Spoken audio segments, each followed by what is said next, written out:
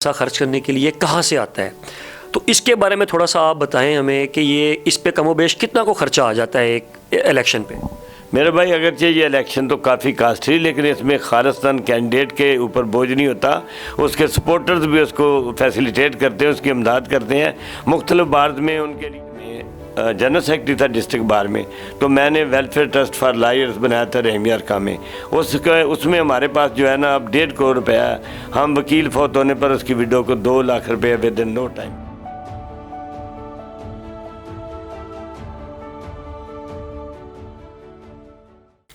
अस्सलामुअलैकुम नाजरीन, मैं हूं उमर बिन आज़म, आपका होस्ट प्रोग्राम शुआए उम्मीद से, और आप इस वक्त देख रहे हैं YouTube channel news vocal.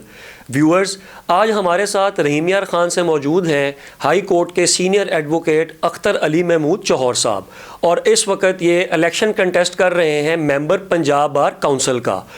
Viewers, बहुत से लोग जो हैं वो इस इलेक्शन से ना वाकिफ़ हैं, और कहा यह जाता है कि ये इलेक्शन इस कदर टफ़ है कि ये 14 तहसीलों के ऊपर और एक डिवीज़न पर मुश्तमिल है, जिसमें कमोबेश 3 ज़िले आते हैं, और इसके ऊपर ख़र्चा भी बहुत सा होता है। अब ये इलेक्शन कैसे कंटेस्ट किया जाता है, और ये इलेक्शन एक MNA और एक MPA के इलेक्शन से क्यों मुश्किल है, इसकी कैंपेन क्यों टफ़ है, ये सब सवालात हम करेंगे आज जो हमारे साथ मेहमान मौजूद हैं, और उनसे जानेंगे इसकी तफसील। अस्सलाम वालेकुम सर। वालेकुम अस्सलाम। सर कैसे हैं आप? ठीक ठाक हैं? फजल अल्लाह का फजल, अल्हम्दुलिल्लाह। सर सबसे पहले तो आप हमारे व्यूअर्स को ये बताएं कि बहुत सारे लोग इस चीज़ से ना वाकिफ़ हैं कि ये जो मेंबर पंजाब बार काउंसिल का इलेक्शन है, बेसिकली इसका मकसद क्या होता है, ये क्यों लड़ा जाता है, और जो ये इलेक्शन विन करते हैं उनका क्या किरदार होता है। ये जैसे पंजाब असम्बली में MPs जाकर रिप्रेजेंट करते हैं, लेजिस्लेशन करते हैं, तो हमारी पंजाब बार काउंसिल में भी ये एक MPA के लेवल की सीट होती है जो प्रोटेक्ट करती है लॉ को प्रिवेल कराने के लिए, करप्शन को रोकने के लिए, और इस अदारे को मजबूत मुस्तहकम करने के लिए और कानून पर अमल दरामद के लिए ये अदारा बनाया जाता है, जिसमें ये लोग एक इलेक्शन लड़ते हैं पंजाब बार काउंसिल का, और वहाँ लेजिस्लेशन कराते हैं, कानून बनाते हैं, कानून की पासदारी करते हैं अपने ये वकला की कम्युनिटी के लिए। तमाम मराया तो उनके जितने जो भी उनका मराल होता है उसके मुताबिक इसको डील करते हैं। अच्छा चौहर साहब, रहीम यार ख़ान के अंदर आपका, आपकी फ़ैमिली का एक नाम है, एक मुकाम है, और आप इससे पहले भी बहुत से ओहदों पर फाइज रहे हैं। तो अगर आप हमारे व्यूअर्स को थोड़ा सा अपना एक किरदार बताएं जो आपने एज अ सेक्रेटरी रहते हुए किया, और उसके बाद जो है वो आप सदर भी रहे हैं डिस्ट्रिक्ट बार एसोसिएशन के, तो उस दौरान आपकी क्या खिदमात रही हैं बार के लिए। जी हाँ, मैं कहता हूँ कि जो भी वकीलों का नुमाइंदा बनता है उसे डिलीवरेंस करनी चाहिए। I believe in deliverance. जब मैं किसी पब्लिक ओहदों पर रहा हूँ, ख्वाजा फरीद कॉलेज में सदर रहा हूँ, चेयरमैन शदकात कमेटी मेंबर ज़िला काउंसिल रहे हैं, तो हमने डिलीवर किया। उसके बाद GS रहा हूँ तो मैंने वेलफेयर ट्रस्ट बनाया फॉर लायर्स, सदर रहा हूँ तो अलचहौर ब्लॉक बनाया। तो मैं डिलीवरेंस पे बिलीव करता हूँ। जिस ओहदे पर उसको दयानतदारी से निभाएं, और आप जिस ओहदे के आप वोट लेकर मुंतखब होते हैं उनकी तमाम किस्म की सेहतमंद जितनी एक्टिविटीज़ हैं और उस अदारे की जितनी उनके साथ नुमाइंदगी की जा सके, उनको फैसिलिटेट किया जा सके, वो हमारा हक बनता है। अच्छा चौहर साहब, आप इस इलेक्शन के अंदर जो कि एक टफ़ इलेक्शन तस्वूर किया जाता है, जिसमें कमोबेश 14 तहसीलें हैं, एक डिवीज़न है, 3 ज़िले हैं, आप अपनी पोजीशन को कहाँ पर देख रहे हैं? अल्हम्दुलिल्लाह मेरी कंपेन बड़ी बूस्टेड है। अगरचे ये बहुत लंबी चौड़ी कॉन्स्टिट्यूंसी है, लेकिन इसके एक फ़ायदा ये होता है कि इसमें तमाम ट्राइब्स, तमाम कबीले, तमाम ज़ुबानों के लोग शामिल होते हैं, इसलिए कॉन्स्टिट्यूंसी बहुत लंबी चौड़ी रखी होती है। इसमें तकरीबन जो है 26-27 MPAs और 13-14 MNAs का हल्का है। अगरचे ये टफ़ है, लेकिन तमाम बार्स में जाकर अपने ख्यालात का इज़हार करना होता है उस कम्यूनिटी के मोराल के लिए, उनकी वर्किंग फंक्शन के लिए, उनके आइंदा की सर्वाइवल के लिए, और उनके जितने भी उनको फैसिलिटेट करने के लिए ये अदारा होता है। इसलिए हम लोग तमाम तहसीलों में जाते हैं और वहाँ के मामला सुनते हैं, तजावीज़ लेते हैं, और फिर जाकर पंजाब बार काउंसिल में उसको एजेंडे पर रखते हैं। उन मामला को हल करना हमारा अवलीन फ़र्ज़ होता है। अच्छा चौहर साहब, जिस तरह मैं अपने इंट्रोडक्शन में पहले बता चुका हूँ कि ये जो इलेक्शन है एक MNA और एक MPA के इलेक्शन से ज़्यादा टफ़ है, इसकी कैंपेन टफ़ है, तो उनके ऊपर जो है वो करोड़ों रुपया ख़र्चा आता है। तो आपको पता है कि आजकल सोशल मीडिया का दौर है, तो ये बहुत से हलकों की तरफ से सोशल मीडिया के ऊपर कहा जाता है कि एक वकील के पास इस इलेक्शन के ऊपर जो है वो पैसा खर्च करने के लिए कहाँ से आता है। तो इसके बारे में थोड़ा सा आप बताएं हमें कि ये इस पे कमोबेश कितना को खर्चा आ जाता है एक इलेक्शन पे। मेरे भाई, अगरचे ये इलेक्शन तो काफ़ी कास्टली, लेकिन इसमें खालिस्तान कैंडिडेट के ऊपर बोझ नहीं होता। उसके सपोर्टर्स भी उसको फैसिलिटेट करते हैं, उसकी इमदाद करते हैं। मुख्तलिफ बार्स में उनके लिए वो सहूलतें करते हैं। अक्सर बारों में दोस्ती होती हैं, क्लास फेलोज होते हैं। फिर इसमें तमाम ज़िम्मेदार वकला भी हिस्सा लेते हैं और जिनकी अर्निंग बहुत होती है, जो बड़े नुमाया किस्म के वकील होते हैं, जिनका बड़ा फेम होती है, वो भी इसमें पार्टिसिपेट करते हैं। तो इसमें अखराजात अगरचे हैं, लेकिन उसमें कुछ दोस्त भी करते हैं और कैंडिडेट को भी बर्दाश्त करने पड़ते हैं। अच्छा चौहर साहब, पहले इस इलेक्शन में देखने में आता था कि चंद एक कैंडिडेट होते थे, मखसूस लोग होते थे जो इलेक्शन कंटेस्ट करते थे, लेकिन इस दफ़ा जो है वो जो कैंडिडेट्स हैं उनकी बहुत ज़्यादा रेल पेल है। तो इसकी बेसिक वजह आप क्या समझते हैं कि या लोगों के पास पैसा ज़्यादा आ गया है या लोगों में इस चीज़ का शऊर आता जा रहा है? बिल्कुल बात दुरुस्त है। मैं सिर्फ अपने डिस्ट्रिक्ट रेमियार खां की हद तक इस पर अपने आप को जो है रखूँगा, महदूद रखूँगा। डिस्ट्रिक्ट रेमियार खां के नुमाइंदगान ने डिलीवरेंस नहीं की। इवन कि कोरोना में किसी वकील को कोई किसी किस्म की सहूलत नहीं दी गई। तो उनकी वजह से, मायूसी की वजह से बहुत ज़्यादा वकला ने अब स्लोगन दिया कि हम अपने अदारे के लिए काम करेंगे और वकला की बहबूद के लिए वो आगे निकलने के लिए तमाम लोग इलेक्शन में इंटरेस्टेड हैं, ताकि वकला की बहबूद का काम हो सके। ठीक हो गया। अच्छा चौहर साहब, इलेक्शन पंजाब बार का हो, डिस्ट्रिक्ट बार का हो, MNA का हो, MPA का हो, तो हमेशा एक नेगेटिव और पॉजिटिव फ़िज़ा जो है ना वो कैंडिडेट के अगेंस्ट और उसके जो है ना वो प्रो भी क्रिएट की जाती है।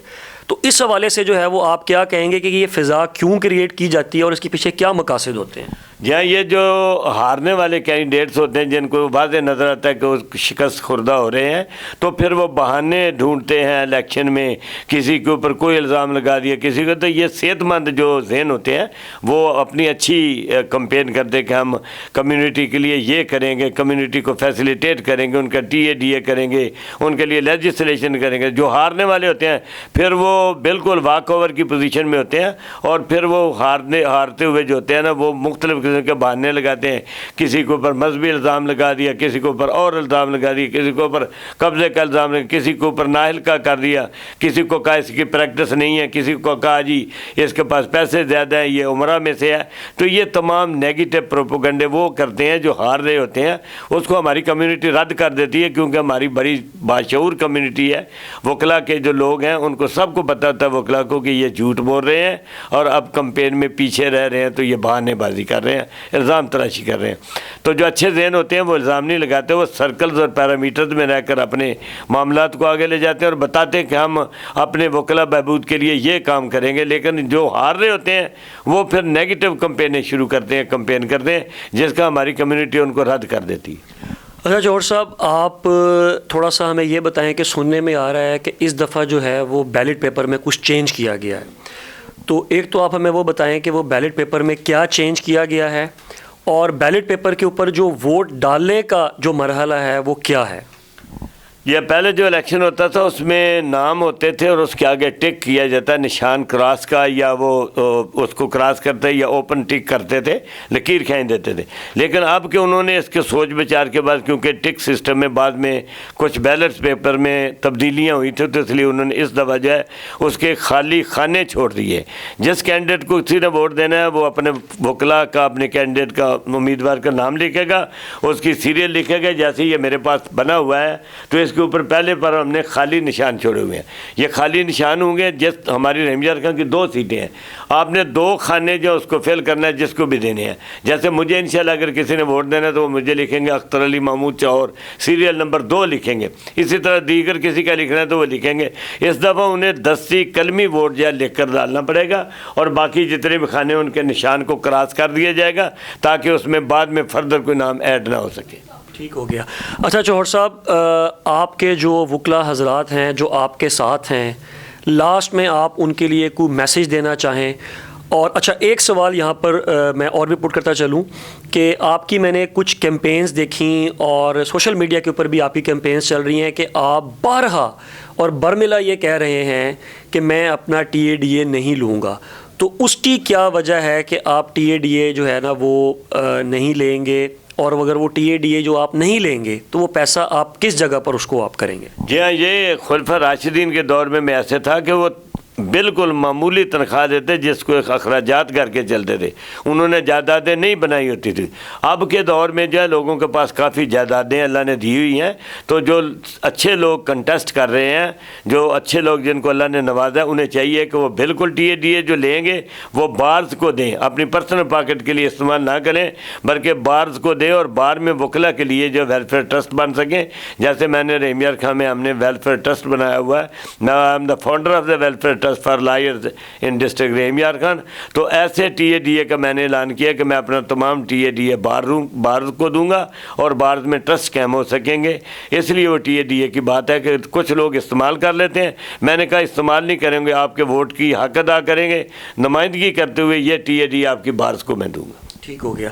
अच्छा चौहर साहब, आखिर में जो हमारे नौजवान यंग वकला हैं जो अपकमिंग हैं और जो आपके साथ हैं इस वक्त, जो आपकी कैंपेन में हैं, और उसके अलावा जो आपके एंटी भी हैं, उनको आपको अच्छा मैसेज देना चाहें, क्या देना चाहेंगे? या मेरे हम सफ़र छोटे भाई हैं, हम उनके लिए अप्रेंटिसशिप के लिए वहाँ करेंगे बात लेजिस्लेशन में एजेंडे पे कि उन्हें 2 साल के लिए स्कॉलरशिप दिए जाए, उनके चैम्बर्स के मामला को हल कराएंगे और कोशिश करेंगे कि उनको हम एक लेजिस्लेशन में किसी जाकर अप्रूवल दी जाए कि उनको आसान किस्तों पर कर्जे दिए जाए बैंकिंग से, जैसे दूसरे मिलते हैं सोसाइटीज़ को, वोकला सोसाइटी को भी मिले, ताकि वो अपने घर बना सकें, कार्ज ले सकें और खुशहाली की ज़िंदगी गुजार सकें। तो इंशाल्लाह मैं यंगस्टर के लिए, चैम्बर्स के लिए, उनके आसान कर्ज़ों के लिए किस्तों पर आसान कर्जे, और फिर उनके लिए जो पहले 2 साल अप्रेंटिसशिप के लिए स्कॉलरशिप की एजेंडे पे बात रखूँगा। इंशाल्लाह हम वकला नौजवानों के लिए काम करेंगे और उनके मोराल को बुलंद करेंगे। अच्छा चौहर साहब, इलेक्शन की जो बुनियाद होती है, कोई भी इलेक्शन कंटेस्ट करने के लिए सबसे जो इम्पोर्टेंट होता है वो उसका मंशूर होता है। तो इस इलेक्शन कैंपेन का जो आपका बेसिक मंशूर है जिस पे आप इलेक्शन लड़ रहे हैं वो क्या है? जी बिस्मिल्लाहिर्रहमानिर्रहीम। पहले जो होता था इलेक्शन, उसमें लोग आते थे, नारे लगाते थे, जीत जाते थे, कुछ स्लोगन नहीं था, कोई मैनिफेस्टो इंट्रोड्यूस नहीं होता। ये फर्स्ट टाइम है कि मैंने अपना मैनिफेस्टो जो उसको इंट्रोड्यूस करवाया है। जब मैं 1998 में जनरल सेक्रेटरी था डिस्ट्रिक्ट बार में, तो मैंने वेलफेयर ट्रस्ट फॉर लायर्स बनाया था रहीमिया खां में। उसमें हमारे पास जो है ना अब 1.5 करोड़ रुपया है। हम वकील फौत होने पर उसकी विडो को 2 लाख रुपये विद इन नो टाइम देते हैं, 1 घंटे के अंदर ट्रेडिंग पे पैसे रखे होते हैं। और जब मैं 2009 में सदर मुंतखब हुआ तो मैंने अल चहौर ब्लाक बनाया मखदूम अहमद महमूद साईं की हेल्प से। तो उसमें 150 वकला अल चहौर ब्लाक चैम्बर्स में अपना रोज़गार कमा रहा है। अब जब मैं इसमें पंजाब बार कौंसिल में आऊँ तो मैंने जदीद एक बुनियाद रखी है। जो सारे मेरे अपोनेंट्स हैं वो इस पर परेशान है कि मैंने कहा मैं इस ओहदे को दोबारा रिपीट नहीं करूँगा, चेंज आएगी। ये जो 5-5 4 साल से इलेक्शन लड़ रहे हैं इनको भी रिजेक्ट कर रही है इस दफ़ा हमारी कम्युनिटी। दूसरा ये है कि मैं डिलीवर करूँगा TADA बार्स को, ताकि हर बार में वेलफेयर ट्रस्ट बन सके।